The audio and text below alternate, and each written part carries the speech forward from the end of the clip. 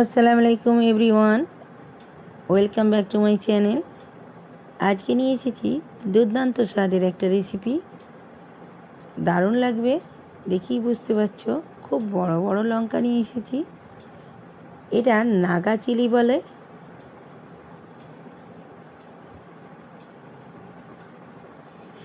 এই চিলিটা খুব একটা ঝাল হয় না, কমা।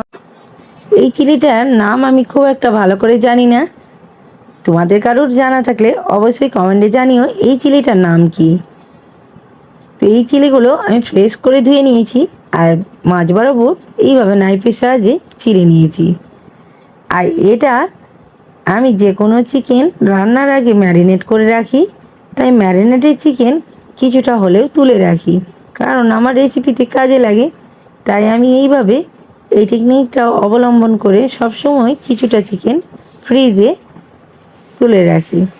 ওর থেকেই আমি কিছুটা অংশ কেটে নিচ্ছি, যতটা প্রয়োজন আমার। কেটে আমি এইভাবে চপ কাটিং করে নিচ্ছি। চিকেনটা খুব ভালো করে চপ কাটিং করে নেব।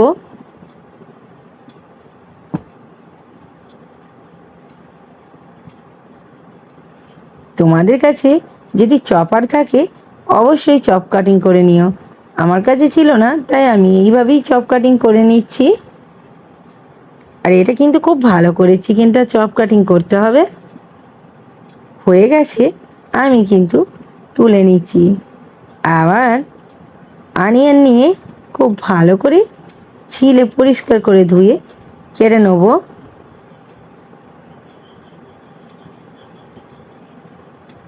অনিয়নটা ছোট ছোট করে টুকরো করে নিচ্ছি। টুকরো হয়ে গেলে আমি ওই চিকেন যে কিমা করে রেখেছি সেটার মধ্যে দিয়ে দিলাম, দিয়ে খুব ভালো করে হাতে করে ম্যাশ করে নিচ্ছি। ম্যাশ করে আমি ওই চিড়ে রাখা লঙ্কাগুলোর ভেতরে কিন্তু পুরগুলোকে আমি দিয়ে দিচ্ছি। একটু এইভাবে হোল্ড করে নিলেই খুব সুন্দরভাবে সেট হয়ে যাবে পুরগুলো।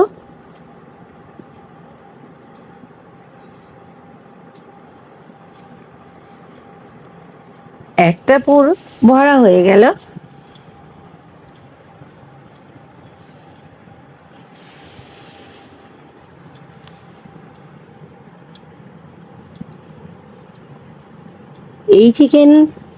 এই চিলি রেসিপি আমি আর একটা দিয়েছিলাম ভিডিওতে, লং ভিডিওতেই। এই চিলি নিয়েছিলাম, আর এই চিলিগুলো খুব একটা খারাপ হয় না, প্রায় 1-1.5 মাস থাকে। ফ্রিজে যদি রাখতে পারো 1 থেকে 1.5 মাস কিন্তু আরামসে রয়ে যাবে। আর এই চিলিটা আমি প্রায় 1 মাস পর কিন্তু ইউজ করছি, বাড়িতেই ছিল। 1 মাস আগে আমি এই চিলিটা কিনেছিলাম, এ থেকে কিছুটা নিয়ে অন্য একটা রেসিপি করেছিলাম।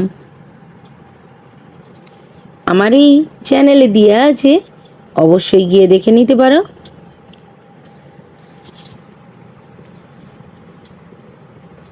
আর 4টে আমি রেখে দিয়েছিলাম এই ধরনের একটা রেসিপি তৈরি করে তোমাদের সামনে তুলে ধরবো বলে। আমি এইভাবে চিকেনগুলো সুন্দর করে ভরে নিচ্ছি। আর এটা ভীষণ ইজি, খুব ভালো লাগবে।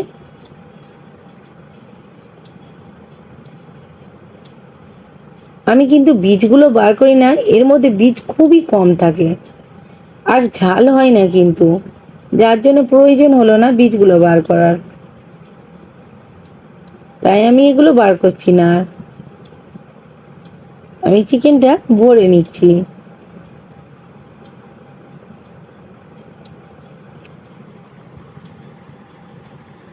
ভরা হয়ে গেছে প্রত্যেকটা চিকেন। আমি নিয়ে নিচ্ছি একটা বাউলের মধ্যে বেসন, লবণ, স্বাদ অনুসারে রেড চিলি পাউডার দিয়ে আমি বেসনটা এইভাবে একটু পরিমাণ মতো জল দিয়ে ফেটিয়ে নিচ্ছি। আর কিছুক্ষণ পর বেসনটা ঠিক এইরকম থিকনেস এসে গেছে, আমি একটা গ্লাসের মধ্যে ঢেলে নিচ্ছি।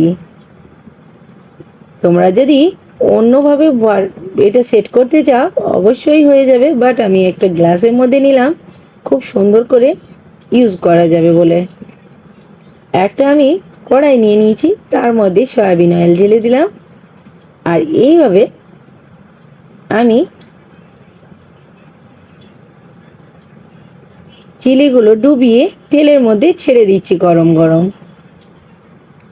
এটা ভীষণ ইজি রেসিপি, আর খেতে কিন্তু দুর্দান্ত স্বাদ হয়।